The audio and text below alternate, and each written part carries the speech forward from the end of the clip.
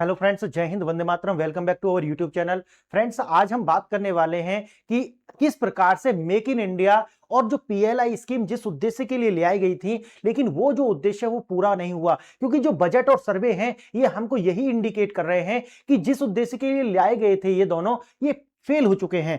अब भारत सरकार जो है इसके लिए एक अलग तरीका का जो है वो कार्य कर रही है। अब आप ये भी जानते होंगे कि भारत के साथ ईयू का जो है मदर ऑफ ऑल डील्स जो है वो हो चुका है। लेकिन आपने देखा होगा कि किस प्रकार से कल का मतलब मैं कह रहा हूं कि 2 तारीख में किस प्रकार से रात में डोनाल्ड ट्रंप के एक ट्वीट आता है और वो जो ये दावा कर रहे हैं कि जो मदर ऑफ डील्स तो हो चुकी है लेकिन फादर ऑफ ऑल डील्स जो है वो होने वाली है। या कहिए कि डोनाल्ड ट्रंप कह रहे हैं कि मैंने जो भारत का जो टैक्स है, अब जो टैरिफ जो है वो घटा करके 25 से भी क्या कर दिया है 18%। और ये जो 18% उन्होंने किया है वो कह रहे हैं कि ये फादर ऑफ ऑल डील्स है। लेकिन इसके साथ में जब हम फादर ऑफ ऑल डील्स में मान लें, मैं वैसे डोनाल्ड ट्रंप क्या कह रहे हैं वो कुछ भी फूंक करके कभी भी जो है ट्वीट कर देते हैं।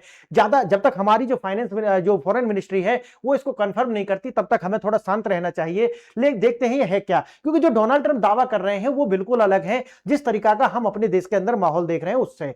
लेकिन अगर हम इन दोनों बातों को मान लेते हैं थोड़ी देर के लिए कि ईयू के साथ मदर ऑफ ऑल डील्स हो चुकी है और वो हो चुकी है, आप जानते होंगे। और ये भी जानते होंगे कि किस प्रकार से जो हमारे द्वारा टैरिफ या कहिए कि जिस तरीका के जो उनका जो रिबेट हमें देने वाले हैं कि जिन पर 100% टैक्स था या टैरिफ था उनको घटा करके हम 25, 50, 10% तक लाने का जो है हमारा जो है वो उद्देश्य है। लेकिन अब दूसरी ओर आप देख रहे हैं कि जो मेक इन इंडिया है वो असफल हो चुका है, तो क्या हम उसका फायदा उठा पाएंगे?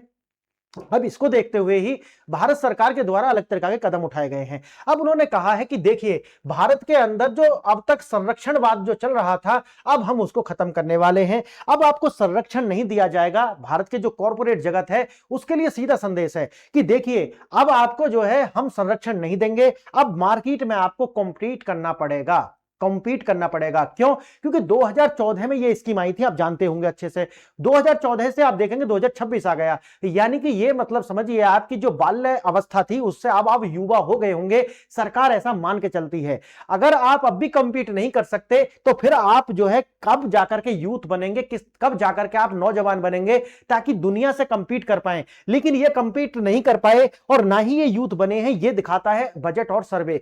आज मैं आपको ये बताऊंगा कि सरकार ने जो है सीधा बोल दिया है कि हम आपका जो है बिल्कुल भी अब संरक्षण नहीं करने वाले हैं। आपको दुनिया के साथ कंपीट करना पड़ेगा, क्योंकि मदर ऑफ ऑल डील्स हो या फिर फादर ऑफ ऑल डील्स जो डोनाल्ड ट्रंप कह रहे हैं, उसके लिए हमारा अपना जो मैन्युफैक्चरिंग सेक्टर है और जो असेंबल सेक्टर है वो मजबूत होना बहुत जरूरी है। क्योंकि मेक इन इंडिया जो था उसको बूस्ट करने के लिए पीएलआई स्कीम लाई गई थी, आप जानते होंगे अच्छे से।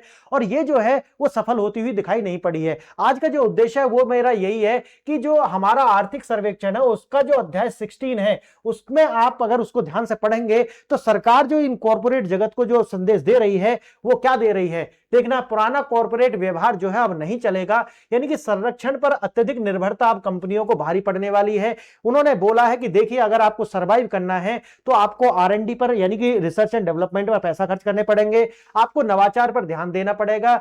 सरकारी जो नीतियां हैं उन पर उनसे ऐसा नहीं कि आप उनसे लाभ कमाएं या उनके ऊपर निर्भर रहे। जैसे उदाहरण के लिए पीएलआई स्कीम, अब इन पर निर्भरता खत्म करनी पड़ेगी। क्यों? क्योंकि अगर इस तरीका की जो एफटीए हो रहे हैं तो उसके अंदर आपको कॉम्पीट करना पड़ेगा और कोई तरीका का रास्ता आपके पास बचता नहीं है। आगे देखना, अब जो लॉबिंग पहले होती थी कि कॉर्पोरेट जगत जो है वो लॉबिंग पर ज्यादा ध्यान देता था, लेकिन अब आपको जो है कुछ करके दिखाना पड़ेगा, अन्यथा जो है आप बिल्कुल पीछे रह जाएंगे और आप बिल्कुल खत्म हो जाएंगे। नीतियां प्रभावित करना और टैक्स में छूट पाने पर जो पहले ज्यादा ध्यान केंद्रित था अब ये नहीं चलने वाला है। राष्ट्र निर्माण में कम योगदान पर ध्यान था कि राष्ट्र निर्माण अगर सोचते तो 2014 से अब तक काफी बदलाव होना चाहिए था, लेकिन वो हुआ नहीं। कंपनियां सिर्फ मुनाफा कमाने के लिए, अब वो होता क्या था कि मुनाफा कमाने के लिए हमारे यहाँ पे क्या था कि जैसे मोबाइल के पीछे कवर होते हैं वो कवर बना लिए, और जो कार्ड बॉक्स होते हैं जिनमें मोबाइल पैक होते हैं वो बना लिए। बाकी जो भी कंपोनेंट्स थे वो तो कभी साउथ कोरिया से मंगा लिया, चाइना से मंगा लिया, कुछ अमेरिका से मंगा लिया। तो इस तरीका से जो है दुनिया से मंगा करके उसको असेंबल करते थे और फिर उसको पीएलआई का फायदा लेने के लिए 4 से 6% उसको फिर एक्सपोर्ट करते थे बाहर जाकर के। वो जो है जो देशों में वो जो है कंपीट नहीं कर पाता था या फिर उनको रोक दिया जाता था, और जब वो भारत आते थे तो किसी तरीके की कोई कार्रवाई नहीं होती थी। तो ये प्रॉफिट कमाते रहे और सरकार को जो है उल्लू बनाते रहे। लेकिन सरकार अब की बार जो है उन्होंने हाथ टाइट कर लिया है। उन्होंने कहा है कि देखिए आप अगर एफटीओ को आपको सक्सेसफुल बनाना है भारत के परिप्रेक्ष्य में, तो फिर आपको जो है कंपीट करना पड़ेगा। अब सरकार क्या समाधान लेकर के आई है? वैश्विक प्रतिस्पर्धा जो है उसको बिना अपनाए जो है आप आगे नहीं बढ़ सकते। प्रदर्शन और जवाबदेही पर जोर सरकार लगातार दे रही है। वो कह रहे हैं कि भाई आप क्या बना रहे हैं, अगर पीएलआई हो या फिर कोई तरीका की जो स्कीम है उनका अगर फायदा लेना है तो भाई आपको अपने नवाचार पर, आरएनडी पर ध्यान केंद्रित करना पड़ेगा, सिर्फ मुनाफे पर नहीं। अब आएगी कि भाई अब जो है इंस्पेक्टर राज तो है नहीं कि जाएगा कोई निगरानी करेगा, नहीं। सरकार ने कहा कि देखिए अब जो निगरानी करेगा वो करेगा एआई।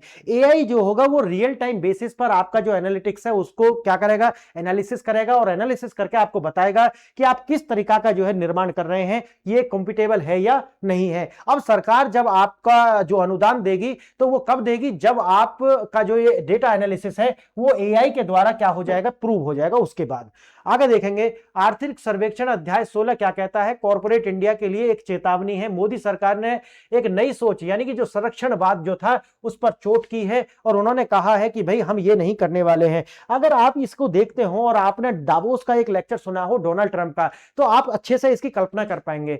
डावोस के अंदर जो है वर्ल्ड इकोनॉमिक फोरम है, वहां जाकर के अमेरिका क्या कह रहा था, अमेरिका के डोनाल्ड ट्रंप कह रहे थे कि हम अपनी कंपनियों को क्या देंगे, संरक्षण देंगे। समझिए, लेकिन अमेरिका महान कैसे बना, क्योंकि जब उसने संरक्षण नहीं दिया, पूरी दुनिया से कॉम्पीट किया, तब वो महान बना।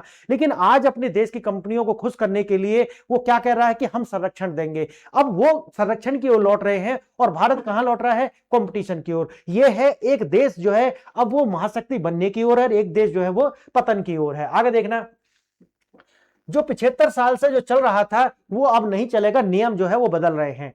कार्यकारी जो सारांश नियम जो है वो बदल गए हैं। जैसे संरक्षण बाद में अब नहीं बल्कि प्रतिस्पर्धा करनी होगी। इंस्पेक्टर्स जो है अब वो रिप्लेस कर रहे हैं क्या, एआई। एआई जो है वो इंस्पेक्टर राज नहीं, अब इंटेलिजेंस जो है वो कौन करेगा, वो करेगा आपका आर्टिफिशियल इंटेलिजेंस। अब देखना, लॉबिंग से उत्पादकता की ओर बढ़ना पड़ेगा। यानी कि जैसे पहले क्या चल रहा था कि लॉबिंग कीजिए, सरकार से छूट पाइए, रिबेट्स पाइए, लेकिन अब उन्होंने कहा कि देखिए अगर आपको छूट पानी है तो उसके लिए एआई जो है आपके डेटा को एनालिसिस करेगी, उसके बाद सब कुछ होगा। अब हेरा फेरी से काम नहीं चलेगा, अब आपको जो है नवाचार पर ध्यान देना ही पड़ेगा और कुछ नया करना पड़ेगा।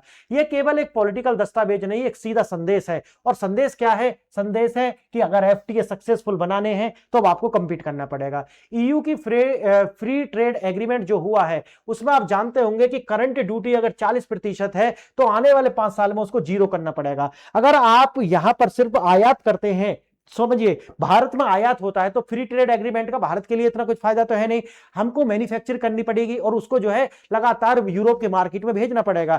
अगर हम उसको यूरोप के मार्केट में भेजेंगे तो वहां से जो है हमको ज्यादा डॉलर बनेगा, और जो हमारा 280 बिलियन का जो घाटा है, ट्रेड डेफिसिट, समझ रहे हैं ना, अगर बजट आपने पढ़ा हो तो कम से कम कितना है, 280 बिलियन डॉलर का जो है हम ट्रेड डेफिसिट में है। अब जिस तरीका से जो सर्विस सेक्टर है वो उसकी जो संरचना बदलेंगी, एआई आ चुका है वो रिप्लेस करेगा उसे, तो धीरे धीरे से जो व्यापार घाटा है, अभी तो हम रेमिटेंस और जो सर्विस सेक्टर है उससे रिप्लेस कर भी रहे हैं, लेकिन आने वाले समय में एक चुनौती बन जाएगी हमारे लिए भी।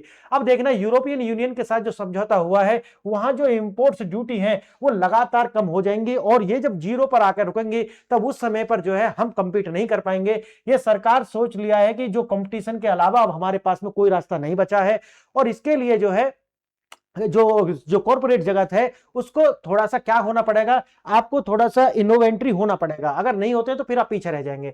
भारत के जो संगठन थे, जो एसोसिएशंस थे, केवल जो है वो इवेंट मैनेजर बनकर के रह गए थे और लॉबिंग वगैरह करके सरकार से ज्यादा रिबेट और टैक्स में छूट पाते थे, लेकिन अब वो नहीं चलेगा। अब भारत सरकार जा रही है जिस तरह से जर्मनी और जापान ने सेकेंड वर्ल्ड वार के बाद में कॉर्पोरेट ने खुद को जो है राष्ट्र के निर्माण का एक ट्रस्टी बना लिया था, उसी तरीका से भारत सरकार कह रही है कि देखिए अब जो कॉर्पोरेट जगत है वो भारत को 2047 तक का जो हमारा विजन है कि भारत को बनाना है एक विकसित राष्ट्र, तो उसकी जिम्मेवारी आपको लेनी पड़ेगी। अगर सिर्फ अभी तक आप वही चल रहा है कि भाई हमारा लाभ हो जाए, बाकी देश कहां जा रहा है हमें कोई फर्क नहीं पड़ता, तो भैया ये फर्क हमें भी नहीं पड़ता कि आप डूबेंगे या बचेंगे। सरकार ने कह दिया कि अशुनी मालिक, यानी कि हमें नहीं पता, अब आप देखिए आप क्या करेंगे। ये इंडस्ट्री बॉडीज नहीं, कॉर्पोरेट क्लब्स बन गए थे, और यहां पर यह होता था कि आइए खाना खाइए, चाय और बिस्किट लीजिए और फिर अपना चले जाइए। तो ये इवेंट रेंट मैनेज बन करके नहीं करना है, आपको इनोवेशन पर ध्यान देना ही पड़ेगा। रेंट सीकिंग से और लॉबिंग से जो है आपको अलग जाना पड़ेगा। भारतीय कॉर्पोरेट्स को जो है R&D पर ध्यान देना पड़ेगा। अब रेगुलेटरी जो आर्बिट्रेज है, उनको जो राजनीतिक संबंध के द्वारा जो अब तक चलता आया है कि भाई राजनीतिक से परिवारों से संबंध बना लीजिए और आपका तो जो बल्ले बल्ले हो जाएगी, लेकिन अब वो नहीं चलेगा। आपकी टोटल स्किल और आपका इनोवेशन ही काम आने वाला है। अब देखना, बिना मेहनत के जो प्रॉफिट है वो अब नहीं चलेगा, अब आपको जो है मेहनत करनी ही पड़ेगी। अब जिस तरीका से आप देखते होंगे कि जो एयरलाइंस के अंदर यानी कि कम भरोसा जो है वो लगातार हुआ है। कम भरोसे के साथ क्या होगा, ज्यादा नियम कानून अनुपालन करने पड़ेंगे। बढ़ती हुई अनुपालन कॉस्ट जो है वो बाद में आपका जो ग्रोथ है उसको धीमा करेगी। तो उन्होंने कहा है कि देखिए आपको जो है ट्रस्ट बनाना पड़ेगा और आपको जो है जब आप R&D करेंगे, नवाचार करेंगे, तो धीरे धीरे जो आपकी क्वालिटी है वो इंप्रूव करेगी और इंप्रूव करने के साथ आपका जो ट्रस्ट है वो भी बना रहेगा। Trust is not a soft, it is that a material, यानी कि ट्रस्ट कोई ऐसा नहीं है कि वो अदृश्य वस्तु है, लेकिन वो क्या है, एक तरीका से वो ठोस है और वो मटेरियल में बाद में कन्वर्ट होती है।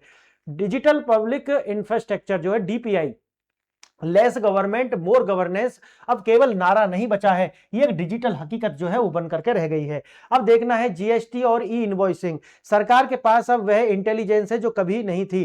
कागजी फाइलें गायब हो सकती हैं, लेकिन जो आज के डिजिटल फुटप्रिंट्स हैं वो गायब हो नहीं सकते। इसलिए अब जो है वो समय बदल चुका है जब सरकार को धोखा देते थे ये लोग। और जैसे मैंने आपको बताया है कि लगभग भारत में 140 करोड़ की आबादी है, उनमें से टैक्स देने वाले लोग मात्र हैं 8 करोड़। तो ये 8 करोड़ को जब तक आप जो है 20-30 करोड़ नहीं करेंगे, तब तक जो है ये घाटा जो चल रहा है ना, ट्रेड डेफिसिट, वो भी नहीं आएगा और देश का जो विकास है उस गति को पकड़ नहीं पाएगा। अब कोई फिजिकल जो इंस्पेक्टर रिश्वत लेकर के ऐसा नहीं है कि आपको छोड़ देगा। अब बात चलेगा AI और कंप्यूटर से, जो आपके बिल्कुल भी कंट्रोल में नहीं होगा। पैटर्न को पहचाने, त्योहारों के दौरान जो बिक्री है वो बढ़ेगी और टैक्स भी बढ़ेंगे। इनपुट और आउटपुट, जो कच्चा माल वर्सेस आंतरिक उत्पादन। अब है कोलरेशन, बिजली की जो खपत है और वर्सेस उत्पादन की मात्रा। ये सारे के सारे आपको जो सरकार के पास जो डेटा है वो आपको बता देंगे कि भैया कहां पर क्या उत्पादन हो रहा है, और सरकार इसी से आपका पूरा का पूरा डेटा है वो निकालेगी। आगे देखेंगे ESG और CSR, दिखावे का अंत जो है हो चुका है। अब ऐसा नहीं है कि आप जाकर के एनवायरमेंट और सोशल ग्रुप और ये जो CSR जो था, आप जानते होंगे कॉर्पोरेट ये सोशल रिस्पॉन्सिबिलिटी देकर के आप जो है उनको कहीं पर भी खर्च कर रहे थे, ये सब नहीं चलेगा। अब CSR पैसा कहां खर्च हुआ है, इसकी जो पूरी की पूरी ये होगा कि उसके आउटकम्स क्या है वो भी आपको देखने होंगे। ESG केवल जो है ग्लासी रिपोर्ट छापने से काम नहीं चलेगा। अब ये देखा जाएगा कि ये जो एथिक्स जो है और जो आप ये कर रहे हैं उसका जमीन पर जो है कितना रिस्पॉन्स आपको देखने के लिए मिल रहा है। अब टोकन डिस्क्लोजर से काम नहीं चलेगा, अब आपको जो है फिजिकल असेट्स उसकी दिखानी पड़ेंगी, इससे ज्यादा कुछ नहीं। अब बोर्ड रूम के लिए नया जनादेश है, गवर्नेंस अब जो कंप्लायंस नहीं बल्कि स्ट्रेटजी होनी चाहिए। जो विशेषज्ञ हैं यानी कि विशेषज्ञता एक्सपर्टीज, बोर्ड में दोस्त और परिवार के लोगों को जगह ना दी जाए, बल्कि जो एक्सपर्ट्स हैं उनके लिए, ताकि हो क्या कि लोग आपका जो R&D और नवाचार जो है उसको बूस्ट मिले। जिम्मेवारी, यानी कि जिस तरीका से इंडिगो का उदाहरण आप देखते हैं कि वो विफलता से उड़ाने रद्द करता है, इसकी जिम्मेवारी आपको लेनी पड़ेगी। महत्वपूर्ण प्रश्न ये है कि क्या हमारे निर्णय 5 साल बाद भी ये समझने योग्य होंगे या नहीं होंगे, ये बात देखनी होगी। सरकार तो कार्य कर रही है, नियम बनाम जिम्मेवारी, नियम तो होंगे लेकिन रिस्पॉन्सिबिलिटी किसकी होगी, नियमों का पालन करना है, परिणामों का जिम्मेदारी लेना होगा।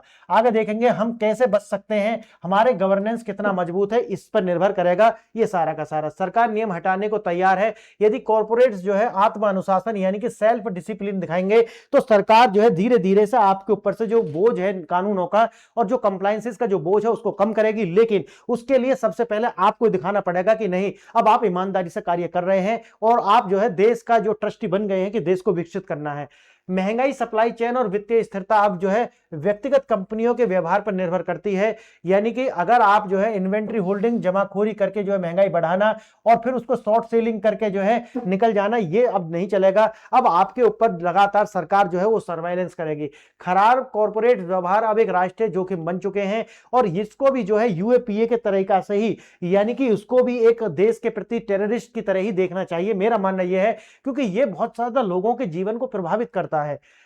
देखना, सफलता का नया पैमाना है अपरिहार्य कंपनी, R&D और टेक्नोलॉजी में निवेश, निर्यात और ग्लोबल वैल्यू चेन विनर्स। केवल प्रोटेक्शन मांगना अब काफी नहीं है, सरकार प्रोटेक्शन नहीं देगी और आपको जो है आगे बढ़ना पड़ेगा। अगर नहीं बढ़ते तो आप पीछे रह जाएंगे। अगर आज पूरा इसका देखें तो डेटा ऑडिट करेगा आपका, यानी कि आपने इंटरनल डेटा एआई से नजर देखना होगा। अगर आपका जो पैटर्न है वो गलत पाया जाता है तो उसको आप दोबारा से देखिए, क्योंकि सरकार जब करेगी तो उस पर आपका जो है बचन पाना नामुमकिन है। R&D निवेश लॉबिंग के बजाय अब आपको इनोवेशन पर ध्यान देना पड़ेगा, और जो लॉबिंग पर आप बजट एलोकेट करते थे अब वो इनोवेशन पर आपको लाना पड़ेगा। ईमानदार रिपोर्टिंग करनी पड़ेगी। कॉस्मेटिक्स, ESG और रिपोर्टिंग बंद करें, और अपना जो देखना है कि भाई जमीन पर उससे जो कार्य हो रहे हैं या नहीं हो रहे हैं। प्रतिस्पर्धा मान लें कि टैरिफ जीरो होने वाला है, क्या आप इस पर सर्वाइव कर पाएंगे या नहीं, क्योंकि टैरिफ जीरो हो जाएगा उसके बाद आप समझिए कि वहां का सामान तो यहां आएगा, क्या वास्तव में उसके लिए आप यहां से एक्सपोर्ट बढ़ा पाएंगे या नहीं बढ़ा पाएंगे।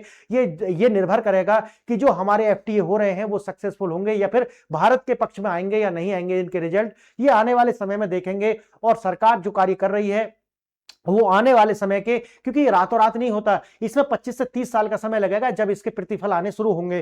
तो फ्रेंड्स, अगर सरकार जिस तरह से ईमानदार प्रयास कर रही है, कॉर्पोरेट जगत अगर इसी के साथ में जो है अलाइन करता है, तो आने वाले समय में भारत का जो भविष्य है वो उज्जवल होगा, ऐसा मेरा मानना है। और आप क्या कहते हैं बताइए। और आज के लिए इतना ही। आपने वीडियो यहां तक देखी, इसके लिए धन्यवाद। जय हिंद, जय भारत।